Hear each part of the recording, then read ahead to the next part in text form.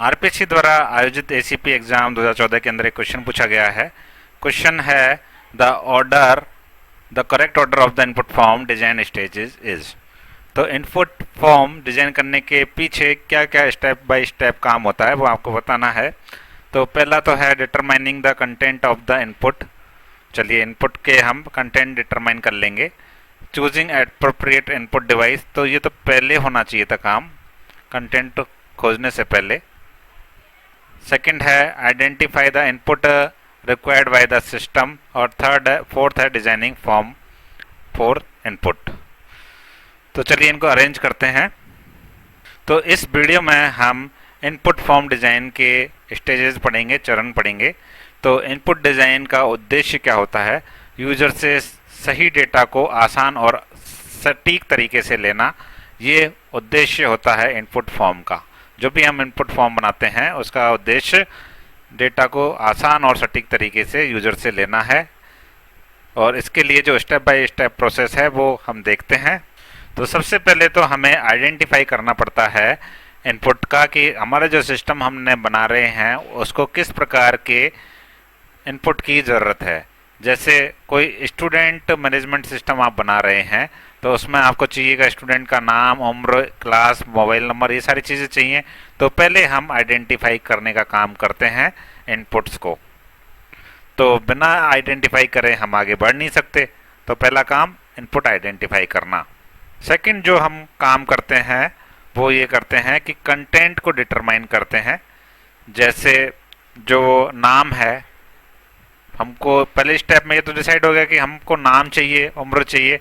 अब जो नाम है उसके अंदर हम ये कांस्टेंट डालेंगे कि भाई नाम कितने कैरेक्टर्स का होना चाहिए मैक्सिमम। उम्र है वो 2 डिजिट में ही होनी चाहिए। 100 से 100 उम्र तो हो नहीं सकती किसी स्टूडेंट की, तो 2 डिजिट का ही हमारे पास उम्र होनी चाहिए। क्लास है वो क्लास 1 से 12 होती है नॉर्मल स्कूल में, तो 1 से 12 ही ड्रॉप डाउन के अंदर हम डालेंगे। तो सेकंड स्टेप में हमने डिटरमाइन किया कंटेंट को कि जो इनपुट उसके अंदर हम करने वाले हैं वो उसका जो कंटेंट होगा वो कैसा होना चाहिए। थर्ड स्टेप में अब हम आते हैं choosing the input appropriate device. तो एक एप्रोप्रिएट डिवाइस का इस्तेमाल करेंगे इनपुट डालने के लिए। जैसे कोई यूज़र टच स्क्रीन का इस्तेमाल करता है तो कोई कीबोर्ड का इस्तेमाल करता है, कोई स्कैनर या माइक का इस्तेमाल करता है तो कोई माउस का इस्तेमाल करता है। तो हमको ये आइडेंटिफाई करना पड़ता है, ये चूज़ करना पड़ता है कि जो यूज़र है वो इनपुट किस तरीके से करने वाला है।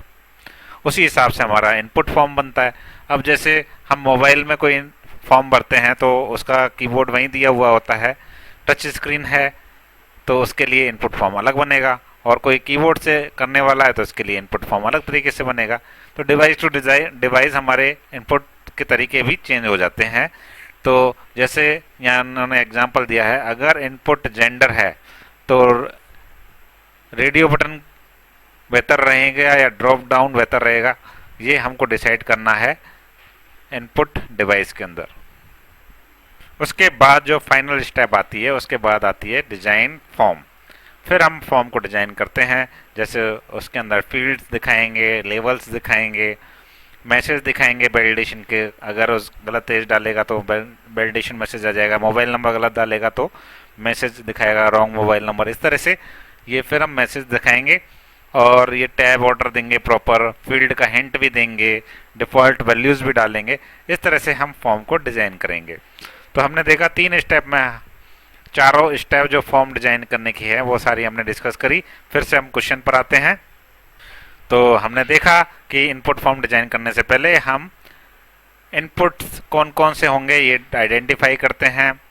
उसके बाद कंटेंट के अंदर क्या होगा वो आइडेंटिफाई करते हैं। फिर उसके बाद इनपुट डिवाइस को आइडेंटिफाई करते हैं और लास्ट में हम फॉर्म को डिजाइन करते हैं। तो ये जो ऑप्शन होगा आपका थर्ड पहले होना चाहिए, तो थर्ड ये है और थर्ड इसी में भी है। और उसके बाद हम करेंगे कौन सा काम? पहला वाला काम करेंगे, डिटरमाइन करेंगे कंटेंट को, तो ये इसमें भी है और ये इसमें भी है। और उसके बाद हम सेकंड काम करेंगे, चूज़ करेंगे इनपुट डिवाइस को, तो ये इसके अंदर है और सेकंड इसके अंदर है नहीं, तो ये हमारा फर्स्ट ऑप्शन जो है ये सही रहेगा। इसके अंदर कुछ एक्स्ट्रा एमसीक्यू भी डिस्कस कर लेते हैं। जैसे इनपुट फॉर्म डिज़ाइन का पहला चरण कौन सा है, पहला चरण है हमें रिक्वायरमेंट का पता करना है, तो इनपुट रिक्वायरमेंट पहचानना इनपुट फॉर्म डिजाइन का पहला चरण है। क्वेश्चन दूसरा, इनपुट डिवाइस सिलेक्शन से पहले क्या करना चाहिए? इनपुट कंटेंट को डिफाइन कर लेना चाहिए कि उसके अंदर क्या कंटेंट है इनपुट के अंदर। क्वेश्चन नंबर तीसरा, इनपुट फॉर्म में ड्रॉप डाउन और रेडियो बटन किस स्टेप से जुड़े हैं? इनपुट डिवाइस से जुड़े हुए हैं। तो आप इसको इजीली याद रख सकते हैं, हमें क्या चाहिए, कैसे चाहिए और यूज़र किस तरीके से देगा, ये हमारे को इनपुट फॉर्म डिजाइन करते टाइम सोचना चाहिए। तो फर्स्ट आ गया आपका रिक्वायरमेंट, उसके बाद फील्ड्स, उसके बाद डिवाइस, उसके बाद फाइनल फॉर्म। तो इस क्रम में हम इनपुट फॉर्म डिजाइन करते हैं।